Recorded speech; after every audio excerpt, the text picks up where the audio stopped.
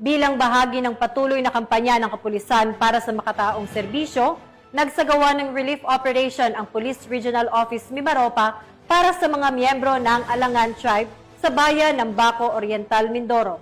Nakibalita dyan si Patrolwoman Dara Falogne.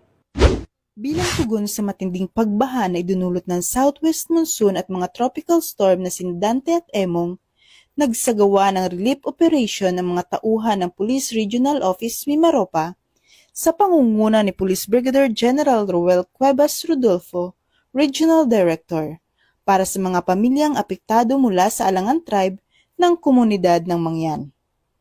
Ang nasabing aktibidad ay isinagawa sa Sitio Sungi, Barangay Tagupay, Baco Oriental, Mindoro, kung saan nagsagawa ng feeding program at pamamahagi ng food packs ang mga tauhan ng ARCAD, RMFB Mimaropa at iba pang sangay ng kapulisan. Layunin ng relief operation na ito na palakasin ang ugnayan ng pulisya at ng komunidad sa pamamagitan ng simpleng pagtulong sa oras ng pangangailangan.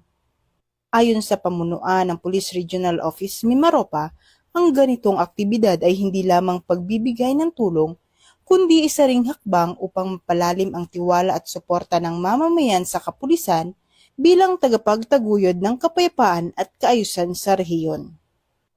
Nagpahayag naman ng pasasalamat ang mga miyembro ng Alangan Tribe sa ipinakitang malasakit ng kapulisan. Patuloy ang panawagan ng PNP Mimaropa sa publiko na makiisa at magtulungan upang mas mapatatag ang samahan at pagtutulungan ng komunidad at ng kapulisan. Mula dito sa Calapan City, Oriental, Mindoro, ako ang inyong PNN correspondent, Patrolwoman Dara Falogne, alagad ng batas, tagataguyod ng balitang pulis.